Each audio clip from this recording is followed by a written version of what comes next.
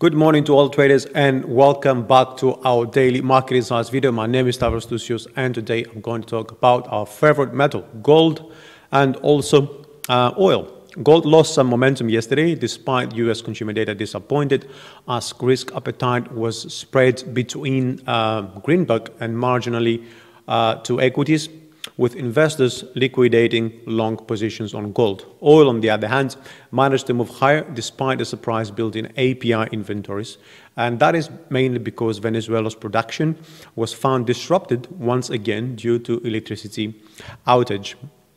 We have a light economic calendar as well today, so I would expect risk flows to weigh in for another session rather than just economic data. We expect trade data from both Canada and US, and of course the EIA crude oil stock exchange. So let's go quickly on the charts to have a look what we can expect on both gold and oil. Note that losses can exceed profits, and none of the recommendations here constitute investment advice. We talked about the gold quite a few times. The question is still, are we near, is this the end of the impulse wave?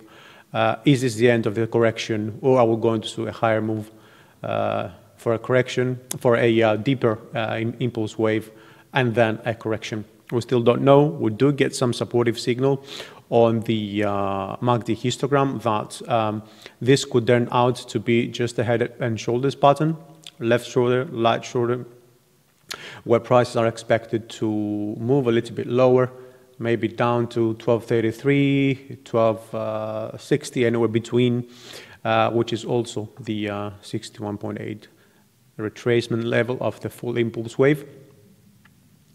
Or we can expect prices to bounce right here, move higher. Or of course, the other scenario would be for prices to move higher from where they are now, either for a double top over here. That would invalidate the head and shoulders pattern, and from here is where we can expect to receive further clues. Now let's go down on the shorter time frame to check what sort of signals we get from here. We do get some bearish signals as well on the RSI and shorter term on the MACD histogram as well. Question again, are we going to see prices moving above 1322 for another wave to the upside around 1340 or even higher, where we can expect the ABCDE pattern to also be completed, because we have down here, we are on the D, so we expect E. Is this going to come along, or we're going to see the rejection right here? Well, we get some supportive signals, as I said, that could turn out simply to be a simple correction down here, and this is where we can expect further close. So 13 is our level to look for break below 1310, and then of course the 1300 psychological. Prices could move indeed in a range for a while before we get further clues. The 1 hour time frame as well gives us some bearish signals, and also supports a little bit of a prolonged and long range, because the Bollinger Bands here are not really coming together much, which means a breakout is not likely to be seen very soon. So we could expect prices to move in a range. The important thing is that we saw a breakout below that level right like an hour ago, and now we want to see whether prices are going to remain below that line or not. Next levels, in case we turn bearish, we're looking at 1310, the break below the trend line, then 1304, and then the 1300s. Now I want to go quickly on oil. We talked about oil's impulse wave to the upside for a while as well. The question is, did we see an end right at 60, 65, 60, 50 where we are? Or we want to see, we're expecting prices to move a little bit higher? We don't know. We do get a signal, but not too strong. So I wouldn't be surprised if we see prices moving a little bit higher. Now, if we go on the 4 hour chart, we'll be able to see some further clues. Okay, so here we have a double top. And at the same time, we get some sort of bearish signals on the 4-hour chart as well. The question is, are we going to see prices moving above 6.36 or not? I was expecting last week prices to reach 60.65 or even closer to 61, to be honest. But that has not yet eventuated. Now, this move to the upside is quite,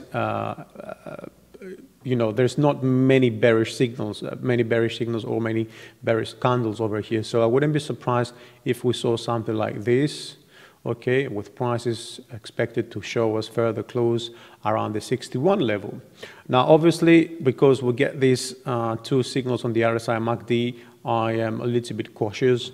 I wouldn't be surprised if prices just turned all the way down, which I'm looking for further supportive moves around the 58.50 level. So that's my range, 61 to 58.5, this $1.5, $2.5 range.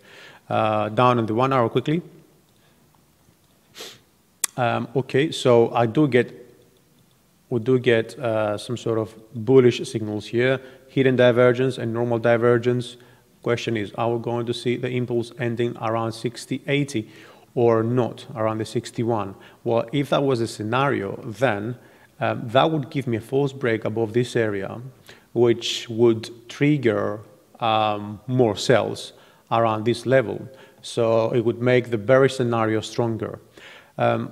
If that is going to happen, though, is still unknown. The thing is that I'm getting bullish signs over here on the MACD and RSI at the same time.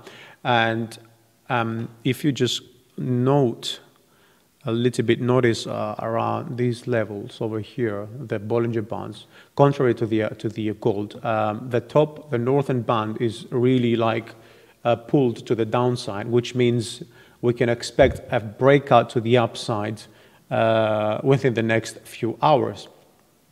This is normally the case. So I am seeing these as my, like the 59.70, 60.20, 60.30. This is my very tight range where I'll be looking prices to either break up or lower for further clues. And of course, don't forget that this could be simply triggered by the EIA report, which is later out today.